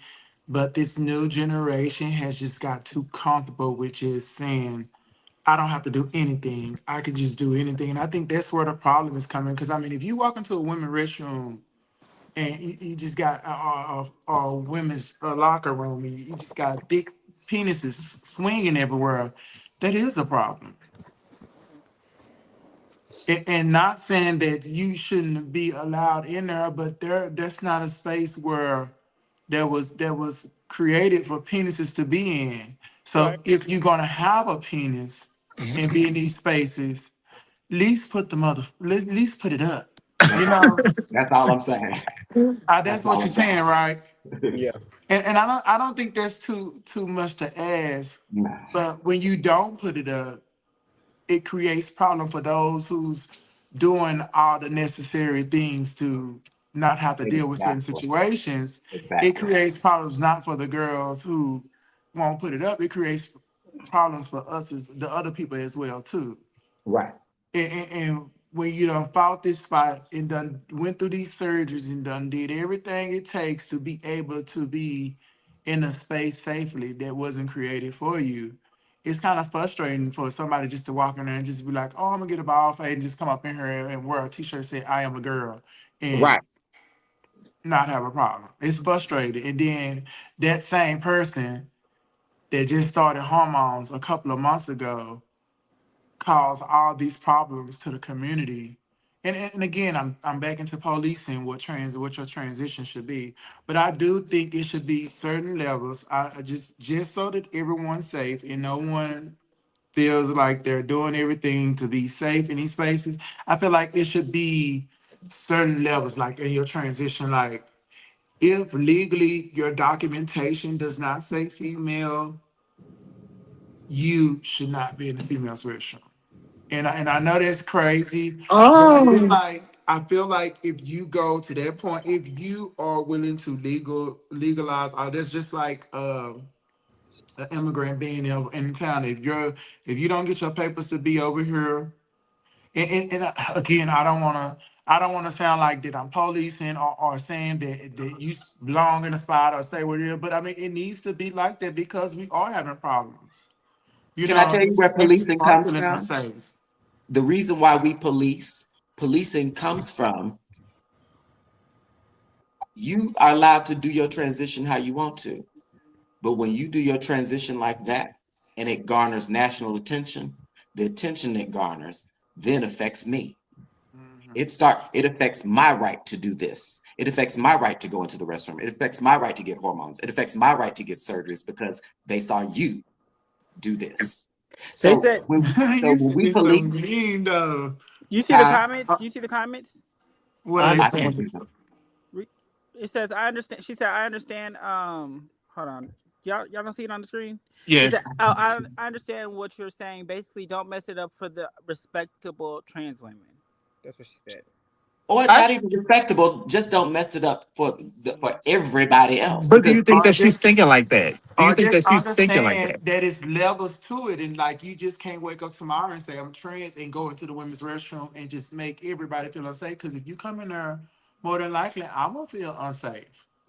And that's not policing, but I just feel like it should be if we're gonna be talking about trans and what we should have access to, it should be levels to it. You need to get mhm. some legal stuff done, and if you're willing to go through these surgeries, a certain level of then that it shouldn't be. Then that's that should be where we're fighting it. Like if you're able to go through surgeries, or even if you don't want to do surgeries, once you start doing your legal documentation, that shows your legal rights, and you should have access to these spaces. You know what I'm saying? And Agreed. that means you put in the effort of really going through transition, because what makes it unsafe is that now you got people dressing up just saying they're this because they're going in and really looking at the women and going in there and misusing the words transgender, and they actually are doing, and men are going dressing up as women just to be able to go in these spaces. It's all types of freaks over there. But the problem that I'm having is that they're tying it with us as trans people, and we're putting in work, and we identify who we are, and we're really going through processes to let the world see who we are on the outside. You know what I'm saying? Am I making sense? Yeah, Yeah, yeah, yeah. yeah. For the But do world to we see have who we are, those we going through all these different changes and transitions and surgeries and stuff so that you understand who we see ourselves to be. And you got people that's using it as a way to prey on kids and prey on women and all this stuff, because it's freaks everywhere. And it's just becoming really scary. And I think because we are all over the place as a community, and we're saying you're not trans, you're non-binary, you're not over here, and you go over here, and just make it a free world, and it shouldn't be like that. And let me give you another thing, because you were talking about lesbians earlier in the ladies' locker room. We know that gender identity and sexual orientation are two different things. There Right. are transgender women who like women. So now you have a dick and you're a trans woman who likes women, and you're in a women's restroom full of naked women. What's going to happen to you? You're going to get aroused around women who have vaginas, and you're aroused. That's going to cause a problem too. And that's what happens. You can say you're transgender all day long, but that doesn't mean you're not attracted to women. And when you're in a safe space for women, it starts to create problems. And what about the woman being in a women's restroom that's attracted to, in the locker room that's attracted to women? Ain't she gonna get a little wet when she starts seeing naked women? But That's look, what I'm but saying. look, So you can't but look, really she can't just, pull out no dick and attack nobody with it. See, people, she women, can put something in that cat though. she Yeah, can, there's a lot of things she can do, grab some but coochies you like have the to realize president. this is trauma about penises that some women have. And even a Mm. lesbian, she might be a predator. And that's I'm something I have to traumatized work by out. coochie. And How? I go to the women's restroom.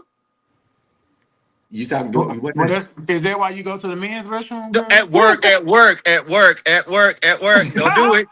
Don't do it. At work, at work, at work. Girl, I'm just asking, girl. No, but I'm for real. I'm traumatized by coochie. I mean, I was molested as a child by Mm. several women, and I'm Yeah, traumatized by that. So that's, but in public spaces where I still go into there.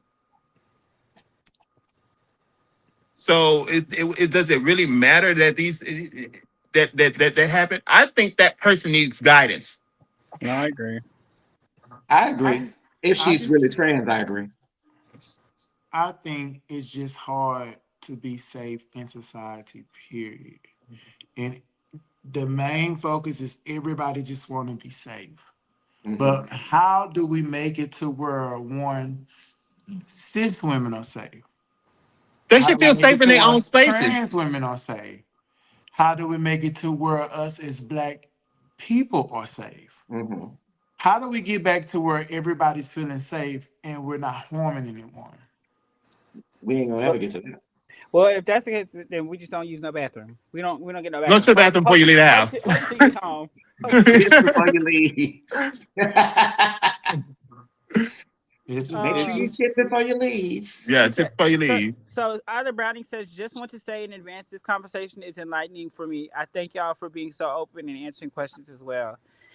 Thank you. No problem, Either Browning. She's actually one of my followers from the Chasing World, from my podcast or whatever. So I appreciate you listening to us and giving us your feedback as well. mhm. Hmm. But And I want to say again, to the lesbian community and the stud community, because like I said, I felt two ways about that.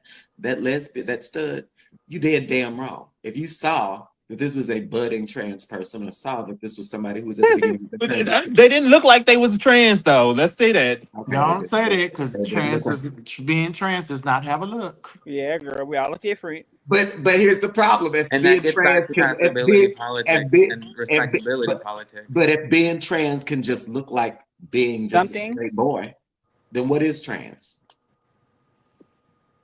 Oh. Did she have any knots on her chest? No, she was wearing Girl.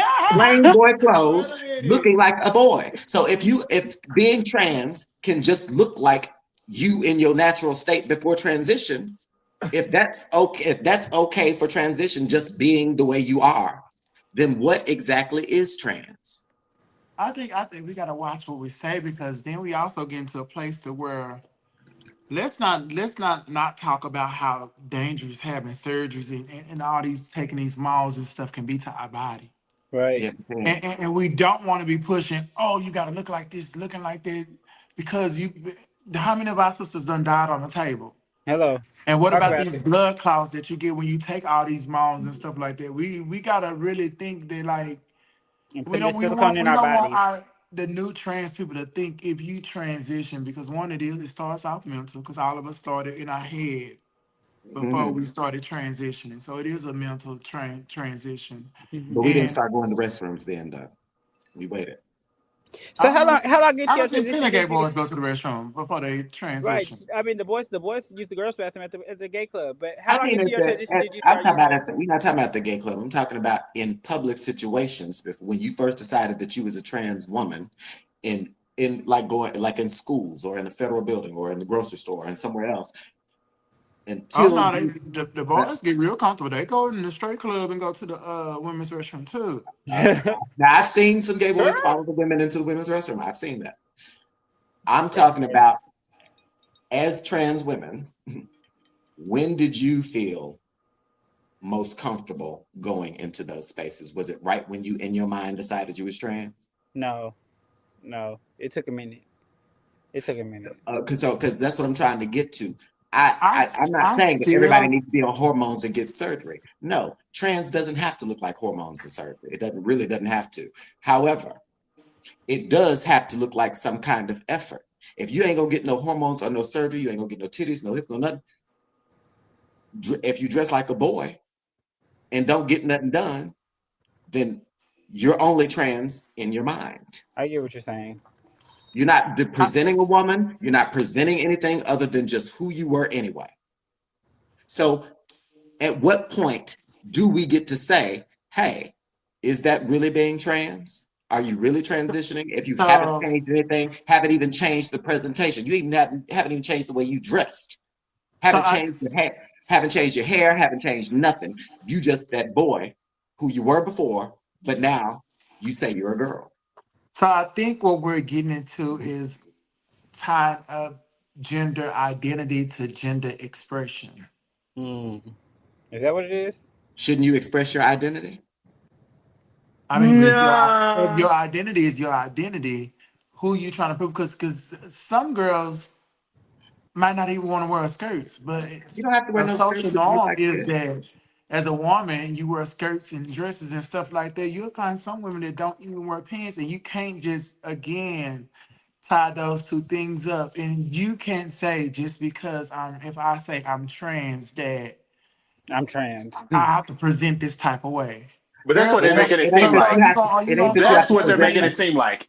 Are It you ain't. gonna start telling me that I gotta wear blue hair now because I'm trans, and if I don't wear my blue hair, that mean I'm not trans?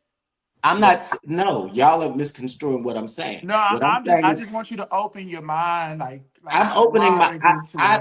I've opened my mind long time ago to understand that trans can look like women can look like anything. I've seen women that look like anything, and trans women that look like anything. However, what I'm saying is, if you have lived your life as, for instance, let's say uh, uh, uh, Tracy Morgan. Y'all know who Tracy Morgan is? Mhm. Oh, Okay. Let's Yes, say I Tracy do. Oh my Morgan. God, yes, I do. I was in jail with her. who? No, Tracy Morgan, the famous dude. Oh wait, no, no, no. I thought you were talking about the girl who chased me. My bad. Okay. Let's say Tracy Morgan, at his old age, said, "You know what? I've always felt feminine. I think I'm transgender now. I think Bruce I'm a woman." Jenner. Bruce Jenner. No, but he didn't do what Bruce Jenner did. And he didn't start wearing hair. He didn't start shaving. He didn't change the way he dressed. He still dressed like Tracy Morgan, still got a little light beard, still bald headed. But he said, I'm a woman. Hasn't put any effort into changing or showing that woman he now identifies as. That's what the problem is. And that's why it's becoming an issue, because we have people who are not actually applying anything to the identity. They're just now claiming the identity. I get what you're saying. I get it. I don't know. It's crazy. I just feel like we doing a lot of policing and Right.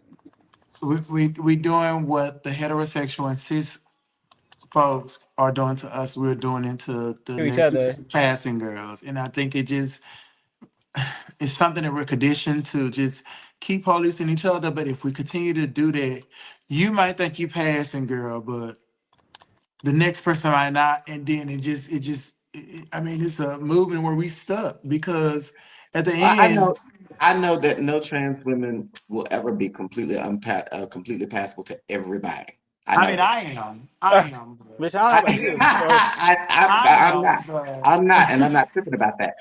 All I'm saying is I make an effort to not offend the spaces that I'm trying to be a part of. That's it. I make an effort. And if you're not going to make an effort to not be offensive in the spaces that you're trying to be accepted in, because again, we have too many, it's not enough of us to bust through the door and just tear down the binary. It's right. not enough of us to do that. So that won't happen for 100 or so years. For I just mean, it's that, enough of us to make a difference. But are we it's enough of really? us to make a small bit of a difference, but not so much, because I as you can don't see, know. I don't know. the small different bit of difference that we've tried to make in the past several years, we see how I don't quickly that see can be some. upturned. I I think we don't have to see take some advantage of the things spaces that are happening. provided to us, though, But the because so many. thing is, I think the problem with our community, one, we unaware of what's going on around us. Correct. Mhm. And, Where'd she and, go? and my question to my community is, do we even care? Right. I'm asking that because I feel like we done got so comfortable to just accepting whatever to be whatever, whether it comes to men, whether it comes to laws, whether it comes to our freedom and thing, and we so stuck in the survival mode that are we really gonna Change. do what's needed to be done to make these changes? Because we are capable of doing it. If enough of us go to the Capitol or to the White House and stand in the line, just the girls in Washington, D.C. alone that I came in contact to, if it just those girls go to the White House and we go to our state representatives and into the Capitol and all this stuff, we can make some change. But we saw how But that worked out when we tried to do are it. we as a community ready to do it? No. I You saw how don't that think we worked out when are. we tried to do it. When we tried to go to the city hall, me, you, Stacy, and maybe in Atlanta, and maybe a handful of were actually trans people. Oh Or my not, God, I'm here we sorry, go, were policing actually again. trans men, were actually trans men and trans women. The rest were trans people identified. But when it comes to us that actually live in the binary, we didn't really show up as much like that. Well, it even comes down to like the spaces, like the space that I went to recently with Coca or whatever. It was so many empty chairs. There was so many and those are opportunities that we miss a lot of times, like those conferences and stuff like that. And I learned so much from the conference, and it just be so unfortunate that we don't make it a point to show up to things like that as far as as a community, because I feel like it's definitely needed. Like I learned so much. I didn't realize I was living under a rock, to be honest, and it just makes me want to do more. It pushes me to want to do more. Mhm. That's why I made it like But we was at anybody that said like we're not a family. We eat together around here and we pray about food. I was Uh-oh. Oh, oh I'm my sorry. bad. I was talking about I was that's why Uh, my Parent. bad, y'all. We I almost we forgot I was almost on done the though. We thing. can wrap this up at 2 hours. If we have to be at 2 hours, but I made it a point because I really wanted to have this conversation today because I felt like it was needed, and I was and people kept saying we just gonna let the day pass us by, and I was like, you know what, Poker, bitch, we just need to do it virtually and get it and see what happens. But I appreciate everybody for coming today.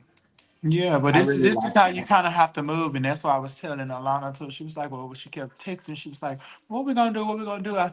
The way I do it, don't ask no questions. Just make it happen, because we are in a space right now and in a time right now to where everything can't just be all the way thought out. We have to get up and start having these making rooms, and making spaces where us to be able to have these type of conversations and stuff, because everything is happening so fast, and it's like you can't plan things out. You just gotta do it. I Do mean, it. you want to be organized and want to be planned out and stuff, but now we're in a space right now where you got to get up and do it, because we'll wake up tomorrow and the orange man been done did something completely different, and we ain't got no start. We be still trying to plan our first show. So thank you for taking the initiative to go ahead and dropping the gun and putting this together for us. No Cause problem. child, it's been a struggle This was and easy trying though. to. It was easy Well, for me. Did y'all like it? Yeah. Yeah, it I was Yeah, cute. I no. Thank I you for loved I putting it. it enjoyed together, this. Chloe. I enjoyed this, but let me add to what Poker just said. There is magic in spontaneity, but there's also very much magic in planning. And when you are dedicated to something, planning should not be a problem. When you are dedicated to something, because when you don't plan, you end up with a whole 2 hour long show that you can't use because everybody that wasn't planned out right and it didn't look right and it was cut wrong and everything else happened. Ooh. That's why you pre-plan these things. I get that spontaneity needs to No, it ain't happen. got nothing to do with no planning, Miss Mamas. Yeah, it Yeah, It's no. does. got to do Yeah. with too many people having too many decisions, and the person that set it all up standing Right. back and letting everybody take Run on it. what they But want to but that's say. why but And that's why you plan instead of doing it all that one day and in the last minute. You schedule this out. You rehearse this shit so that we know where the lighting is. We know Okay. where the cameras are. We know where our feet Let me are say and this things. one thing. Thank you, This was Chloe. good. I They don't. said this was good. Yeah, but no, look, Chloe. Let me just say one thing. Thank you for at least motivating us to get on this call to get something done. Mhm. I agree, Miko. We can plan better. We can do more. But it was the start, and it's a Uh, start that we're on. So I love y'all. Y'all take care. I gotta go I get hope it some stays food. just like this all night. So Love y'all too. I'm gonna let y'all go. Love But thank you so y'all. so much. before it start This up, was Love you fun all. though. Stacy. This was fun. This was Until But next let's really time. continue. fun. Let's definitely continue this conversation. I feel like some people in the comments were saying this was enlightening to them, Uh-huh. and so I think we're definitely having these conversations. We're definitely always going to have different opinions, and I think we can learn from each other. I think the more that we learn and we kind of get there, it hopefully we'll learn from each other. Maybe I have something I need to learn from y'all or something, but I feel like we definitely need to continue these conversations. I think it's going to be good seeing that folks are saying it's helping them out. They need to hear from different perspectives of trans lived experiences, and I think that's the important thing. So Is someone once again, speaking? thank you for sharing Uh, the space with me. thank you. And you, of course, Stacey, honey, you have to be here every time we do a show because you bring the information that we need. I think that in my closing thoughts, I'd like to say that transgender, our young women, our older women, our just starting women, our veteran women, all of us are due rights, all of us are due respect. The way I transitioned and the era I came from was just a little bit different, where we had to figure out how to assimilate. Now, maybe this new generation does not have to assimilate. Maybe that's the case. I don't know. However, what I do know is the actions of a few, and this has been known throughout every genre, race, identity, the actions of a few can always affect the many. And when we are a small group, we got attacked our whole community got attacked just for Caitlyn Jenner winning Woman of the Year. So again, the actions of a few will always affect the many, which is why you have so many girls trying to police. Maybe policing isn't the right way to do it. However, when someone is fearing for their life, fearing that the right to get their ID, their passport is going to be taken away, fearing that their rights to have Medicaid to get their surgeries is going to be taken away, fears that their hormone treatments are going to be taken away, of course, they're going to start policing and saying, stop doing that because you're making all of us the effects of this. We're having to all suffer the effects of this. So I believe that what Courtney was saying, somebody who is, I think it's upon us older trans women and us veteran trans women to look to these young ladies like the lady at Gold Gym, take them under our wings and say, hey, this is how you do transition, or these are some steps that would make it easier on your transition. These are some steps this is how, if you're going to live as a woman, immerse yourself in what women are. Right. I believe that we have a responsibility to do that because just like young girls need to be raised by women, young trans women need to be raised by trans women. We need to reach down and talk to these ladies and be more proactive with them so that these things don't happen. Because again, these things always affect all of us. Period. Thank you. Thank you for coming tonight. Thank you for having Anything, me. Poker? You got any last words? I'm gonna say one. I love all of y'all, and it's an honor to be on this panel with all of y'all. And but what I do want to say to my trans community is one, be the trans person you are. Don't dim your life. Don't try to blend. Whoever you are is who you are, while knowing that certain type of lifestyles do put you in dangerous situations. And but I want you to be free to be who you are and not feel like you have to live under the guideline, or if it's like a rule book to what transition should look like for you, or or follow the roles of like the older generation. Just be you, and it's okay, while also understanding that certain type of lifestyles do bring harm your way. Period. That's all I want to say. And Court. and I feel like we should take a moment of silence for I was those gonna say. I was gonna ladies. say that for the girls, for the Okay. Malaysians, for the Paris, for the Canary, all of them. Go ahead. Hmm.